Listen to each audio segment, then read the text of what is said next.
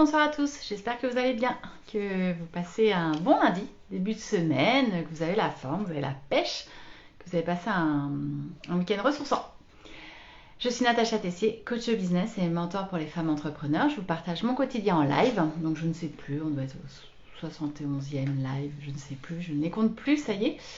Je ne sais pas s'il y a quelqu'un qui passe par là, bonjour à tout le monde, en tout cas voilà, si vous passez par là. Donc en ce lundi, tiens, il y a Mélanie qui arrive. Salut Mélanie. Donc en ce lundi, bah écoutez, moi j'ai continué en fait à travailler en fait sur coucou, sur les. Tiens, je peux faire coucou, tiens. Ah ouais, ok. Je découvre les fonctionnalités d'Instagram en live. Donc ouais, en ce lundi, en fait, moi j'ai continué à travailler sur les décisions, sur en fait, on bosse en notre modèle économique et du coup, on retravaille beaucoup de choses, en fait, ligne après ligne, que ce soit au niveau des activités, que ce soit au niveau des charges. Donc, on fait deux choses. En fait, on a retravaillé un petit peu sur les activités pour vraiment garder celles qui nous plaisaient, celles qui étaient les plus rentables aussi. Parce qu'à un moment donné, en fait, on passait beaucoup de temps sur des choses qui n'étaient pas forcément très rentables. Donc voilà, ça permet aussi de refaire le point un peu là-dessus. Et puis, derrière, il y a des décisions à prendre. Donc concrètement, en fait, nous on s'était orienté, on avait un modèle, on faisait de la formation professionnelle, on faisait du coaching, du bilan de compétences, du bilan d'orientation scolaire. On se recentre sur nos activités de cœur qui sont pour moi le coaching, très clairement, c'est ce qui m'anime, c'est ce qui me fait vibrer totalement. Et sur la partie bilan de compétences, orientation scolaire. Et la formation, donc moi j'avais déjà évolué dans le modèle parce que je faisais avant beaucoup de formations en direct, j'en fais quasiment plus et je faisais de la formation en sous-traitance. C'est un modèle qu'on va quasiment arrêter en 2023. Donc en fait on a un certain nombre d'engagements, donc évidemment avec tous nos partenaires on garde les engagements, mais c'est pas un modèle qu'on va pousser parce qu'en fait derrière nous c'est plus nous qui faisons les formations en direct. Donc concrètement le chiffre d'affaires, on l'a plus en direct, on a une commission. Et en fait sur la formation, les gens ne se rendent pas compte, c'est hyper complexe. Il y a des financements particuliers pour chaque formation, pour chaque type d'entreprise, pour chaque secteur d'activité.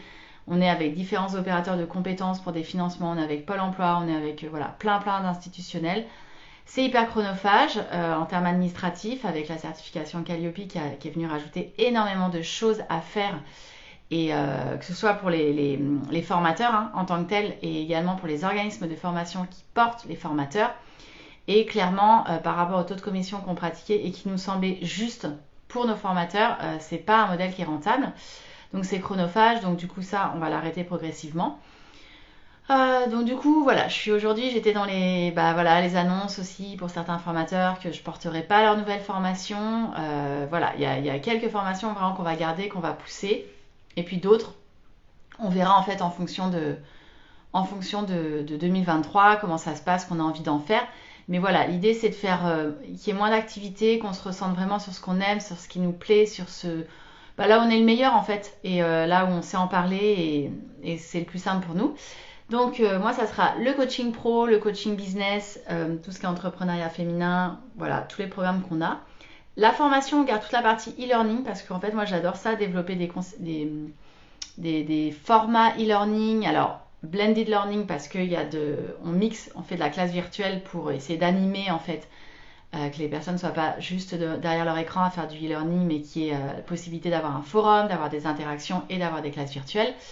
Et puis on sera sur la partie bilan de compétences, qui fonctionne très bien avec l'équipe en bilan de compétences et l'orientation scolaire, parce que on aime parler aux jeunes également, et du coup c'est important pour nous. Voilà, donc du coup j'étais dans la continuité de la semaine dernière, du week-end, voilà, pour poser tout ça, pour